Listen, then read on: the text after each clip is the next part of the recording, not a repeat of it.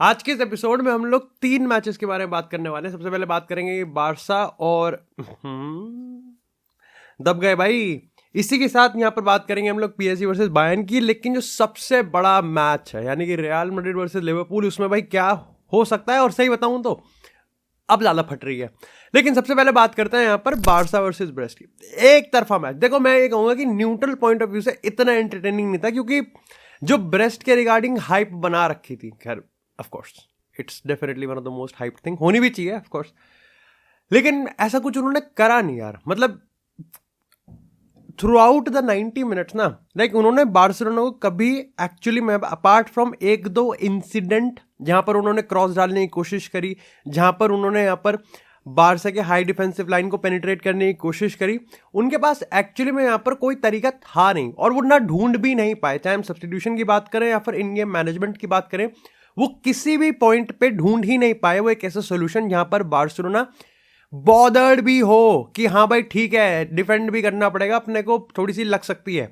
लेकिन इसके अलावा अगर मैं on the other hand Barcelona की बात करूं, तो उनको प्रॉपर एक ऐसा गेम चाहिए था जहां पर वो अपना गेम इन्फ्लुएंस कर पाए, जहां पर वो अपना क्वालिटी दिखा पाए। लाइक तुम इमेजिन करो, मैं ट्विटर पे या फिर सोशल मीडिया पे पढ़ रहा था इस चीज को कि जेरार्ड मार्टिन को डाल रखा है, हंसी फ्लिक न्यूट प्यूट पड़े हुए हैं, एमएमएस पड़ा, बट इसको कॉमन सेंस से सोचो, क्या सही में ये गेम नहीं है जहां पर अगर हंसी फ्लिक जेरार्ड मार्टिन को रेट भी करता है, क्योंकि यार उसके पास ज्यादा आइडिया होगा इस चीज को लेके कि हाँ ठीक है, ये जो हंसी फ्लिक को अपनी टीम में चाहिए बाल्डे के बैकअप के तौर पे ये बन सकता है वो। ठीक है, of course high profile games में जेरार्ड मार्टिन हकता है, और मैं बोलता भी हूं कि Gerrard Martin is not ready for Barcelona, at least starting 11 के लिए तो रेडी नहीं है। लेकिन अगर कोई गेम है तो क्या वो ये गेम नहीं है जहां पर जेरार्ड मार्टिन को अपनी वर्थ प्रूव करनी पड़ेगी, और क्या उसने किया? Absolutely yes. आपको यहां पर जेरार्ड मार्टिन का एक टॉप नॉच गेम दिखता है विदाउट लमीन यमाल, जो पिछले गेम में बार्सिलोना थोड़ी ऑफ कोर्स यहां पर स्ट्रगल करी थी, आज बेहतरीन।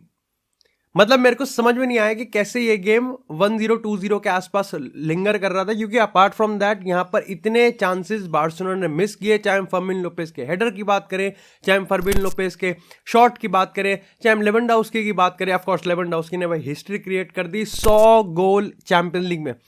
If I am not wrong, यहाँ पर रोनाल्डो और मेसी के बाद लेवेंडोव्स्की एकमात्र प्लेयर है जिसने 100 गोल मारे चैंपियंस लीग में, और तीनों में सबसे बढ़िया रेशियो यहाँ पर लेवेंडोव्स्की का है भाई।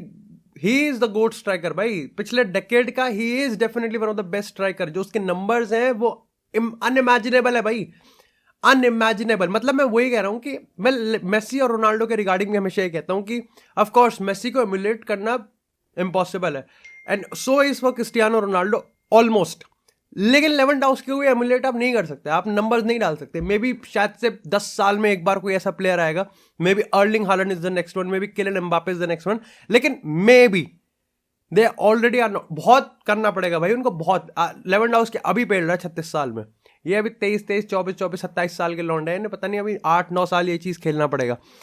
कसाडो का यहाँ पर ऑफकोर्स अगर हम बात करें यहाँ पर पेड्री की, जो चीज हंसी फ्लिक, पता है एक तो बहुत प्रोएक्टिव मैनेजर है हंसी फ्लिक, उसने पेड्री को यहाँ पर वापस से डीप लाइन प्ले मेकिंग में डाल दिया।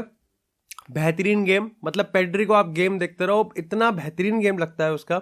और वही वाली चीज़ है, कुछ प्लेयर्स का परफॉर्मेंस एक मैच के दौरान आता है जहां पर आपको लगता है कि हाँ इसको देख लेना, आपने पूरा गेम पढ़ लिया।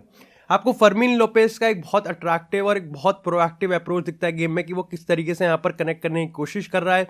आपको रफीनिया का दिखता है कि भाई रफीनिया लमीन यमाल की एब्सेंस में, and Jules Kounde, apart from that Jules Kounde जो भी करे, लेकिन भाई जूल्स कोंडे खेलता है, बेहतरीन खेलता है भाई जूल्स कोंडे। अभी मैं बोलूंगा कि अगर टॉप 5 यूरोपियन लीग की बात करें तो मेजॉरिटी ऑफ द प्लेयर्स के ओवरलैप पे यहाँ, मतलब majority of the Premier League के जो फुल बैक्स होंगे या फिर टॉप 5 यूरोपियन लीग के फुल बैक्स होंगे, उनसे ज्यादा बेटर है जूल्स कोंडे।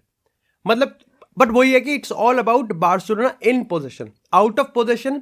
बार्सिलोना का यहाँ पर जो हाई डिफेंसिव लाइन था वो उन्होंने मेंटेन रखा, जो उन्होंने यहाँ पर प्रेस करा वो भी उन्होंने उस चीज को मेंटेन करा, बॉल छीनी।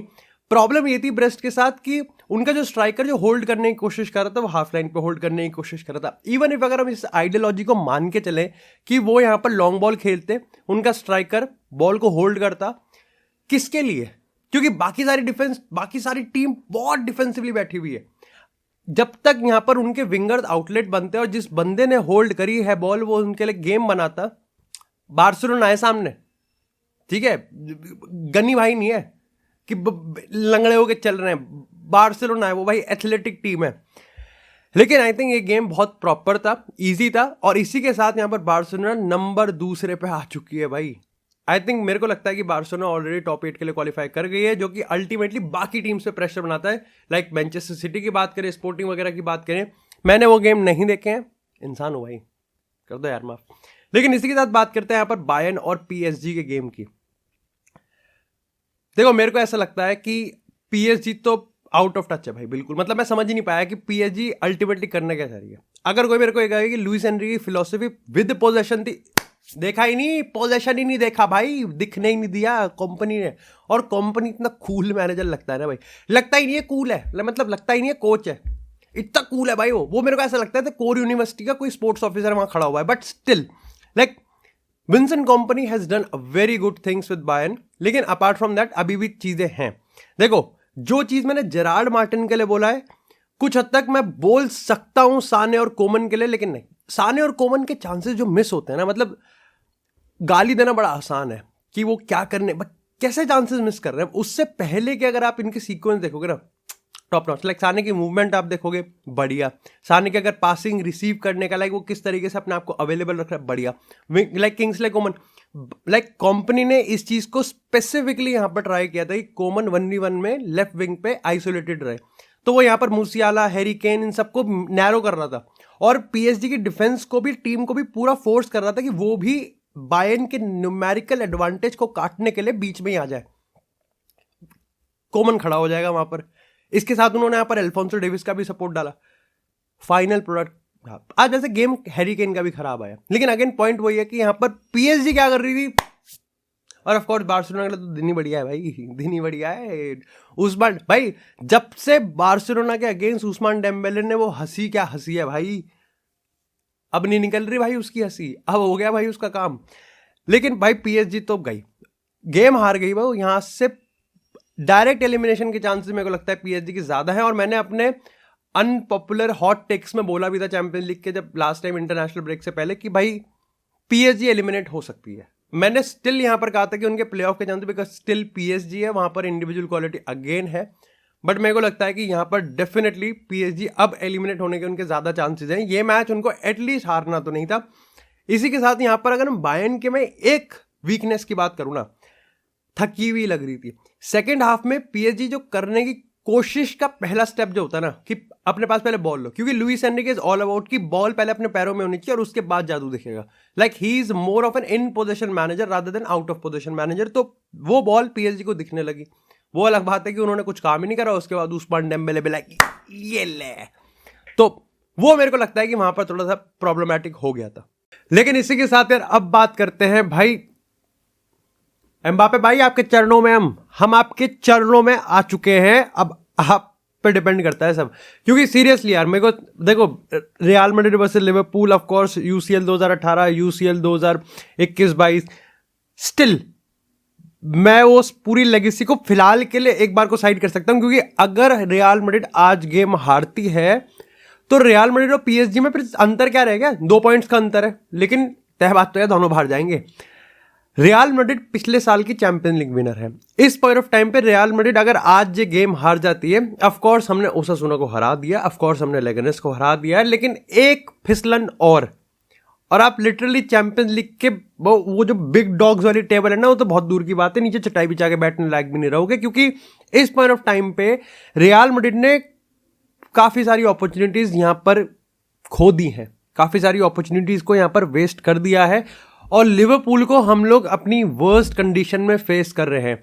क्या इसका मतलब यह है कि रियल मैड्रिड, देखो क्या अपन लोग ऑलरेडी एक्सक्यूजेस ढूंढ रहे हैं कि रियल मैड्रिड तो अपने वर्स्ट कंडीशन में वीक है और ये है फलाना ढिमकाना, एंड लाइक 100 बात की एक बात है कि इन सबका टाइम नहीं है भाई, इन सबका टाइम नहीं है। मेरे को सीरियसली अगर आज के पॉइंट ऑफ टाइम पे रियल मैड्रिड के पास लगभग यहाँ पर इतने पॉइंट्स होते कि वो हमको टॉप 10 में होती हुई दिख रही होती, तो मैं एक बार को समझ भी जाता कि ठीक है। लेकिन आज कुछ नहीं कर सकते, आज आपको जीतना पड़ेगा। और इसका सबसे बड़ा जिम्मा मैं 2 प्लेयर्स पे, पहला यहाँ पर बेलिंगम पे और दूसरा यहाँ पर किलियन एम्बापे पे। ऑफ कोर्स एम्बापे को लोग लिटरली काफ़ी ज़्यादा यहाँ पर प्रेशराइज करने वाले हैं और करना भी चाहिए भाई। विनीसियस रियल मैड्रिड अपने वर्स्ट गेम में वर्स्ट दिन विनीसियस तब भी यहाँ पर अनलॉक कर सकता है। वो 2-5-2 जो हमने एनफील्ड पे करा था उसके अगर कोई पहले 10 मिनट देखेगा तो उसके तो हाथ पैर फूल जाएंगे कि ये गेम नहीं देख पाऊंगा मैं, अगर मैं रियल मैड्रिड का फैन हूं। उसमें बहुत कुछ होने वाला है रियल मैड्रिड के साथ जो कि कमजोर दिल वाले लोग संभाल नहीं पाएंगे। But then again it was Benzema and it was Vinicius junior जिसने खेल खत्म कर दिया।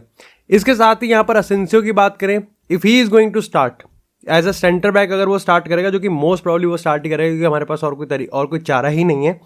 और यहाँ पर हमारे पास वाल्वर्दे राइट बैक पर स्टार्ट करेगा, सबायोस, मॉड्रिच, इन सब का यहाँ पर सीन रहेगा। तो पॉइंट यहाँ पर सिर्फ इतना है कि आज किलियन एम्बापे को भाई रिस्पॉन्सिबिलिटी लेनी पड़ेगी। बेलिंगम को मैंने यहाँ पर अपने उस प्रायोरिटी लिस्ट में अपने the player to shine, the player to lead के लिस्ट में सबसे ऊपर इसलिए रखा हुआ है क्योंकि बेलिंगम कर सकता है। ठीक है, बेलिंगम को ऑलरेडी 1 साल हो गया है, बेलिंगम अपनी रिदम को पकड़ रहा है, बेलिंगम के पास वो कॉन्फिडेंस है और बेलिंगम ना उस टाइप का प्लेयर है जो गेम स्टेट से ज़्यादा हिलता नहीं है। उसको पता है वो अंडर कॉन्फिडेंट अभी है नहीं। एम्बापे तो चुदा हुआ है, एम्बापे तो ठुका हुआ है भाई, लेकिन एम्बापे को जो चीज़ चाहिए थी, ब्लेसिंग इन डिस्गाइज मान लो कि विनीसियस के अभाव में, विनीसियस के एब्सेंस में एम्बापे को रूबरू डिट्टो पे डिट्टो वही चीज़ दी जा रही है। लेफ्ट विंग पूरा तेरा है और लेफ्ट विंग के साथ साथ फोकल पॉइंट भी तेरा, क्योंकि रॉड्रिगो भी तो नहीं है अपने पास कुछ है ही नहीं अपने पास। हमको अगर आज रियल मैड्रिड को गलीच, गंदा, चूतिया, तालिबानी फुटबॉल खेल के अगर जीतना हो तो इससे बेहतरीन दिन और कोई हो ही नहीं सकता। Because you need 3 points.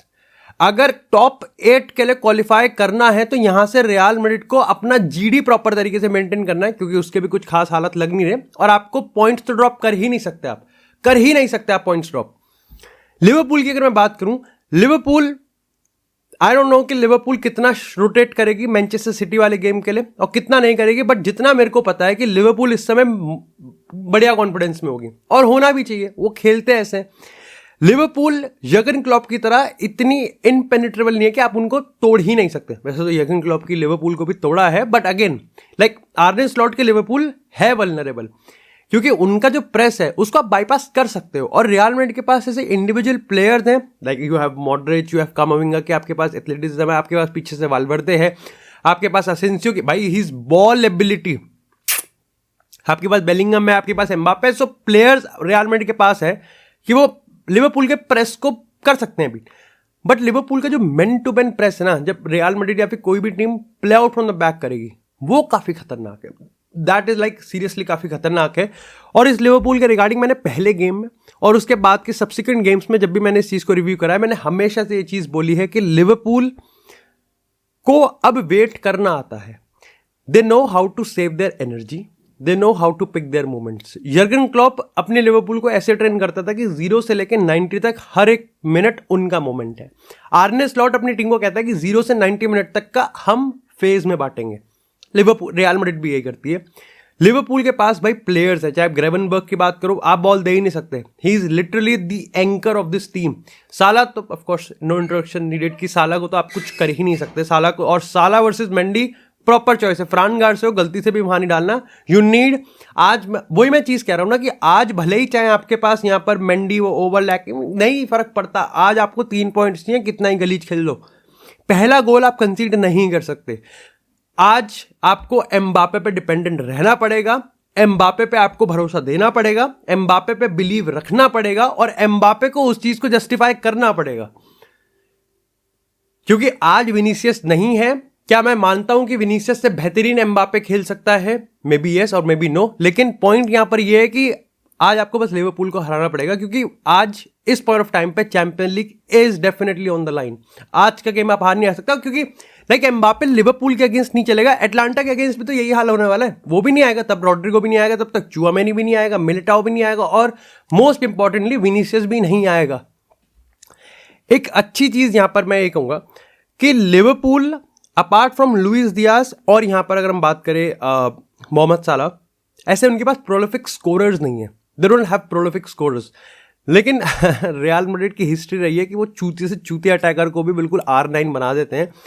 And this is where like Real Madrid का डिफेंस आज काफ़ी ज़्यादा टेस्ट होने वाला है। एक चीज़ जो मेरे को और काफ़ी ज़्यादा मेरे को देखनी है और काफ़ी ज़्यादा मैं इस चीज़ को लेके इंट्रीग्ड हूँ कि ट्रांजिशन, बिकॉज मेरे को लगता है मोस्ट प्रोबेबली तुमको रियल मैड्रिड ट्रांजिशन गेम खेलते हुए दिखेगी, और जो कि खेलना भी चाहिए। औकात भी फिलहाल रियल मैड्रिड के टैक्टिकल एक्यूमेंट की इतनी ही है।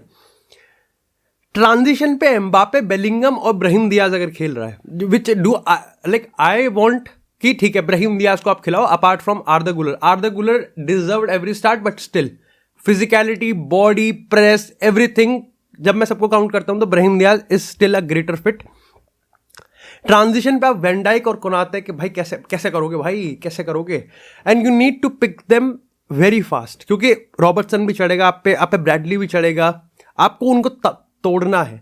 मेरे को फिर भी ये लगता है कि ये गेम हाई स्कोरिंग गेम नहीं होगा। आई डोंट थिंक ये एक हाई स्कोरिंग गेम होगा, और रियल मैड्रिड को हाई स्कोरिंग गेम बनाना भी नहीं चाहिए। I think they should do a mid low block, उनको डिफेंस पे ज़्यादा ध्यान देना चाहिए, और उनको यहाँ पर एम्बापे को जितना हो सके उतना स्पेस, अगेन एम्बापे को वो ऑफसाइड सब देखना पड़ेगा। मे बी जिसमें भी लिवरपूल यहाँ पर हाई डिफेंसिव लाइन खिला ले भाई तगड़ी वाली, ये देखना पड़ेगा। But apart from that real Madrid के लिए आज सही में फाइनल है।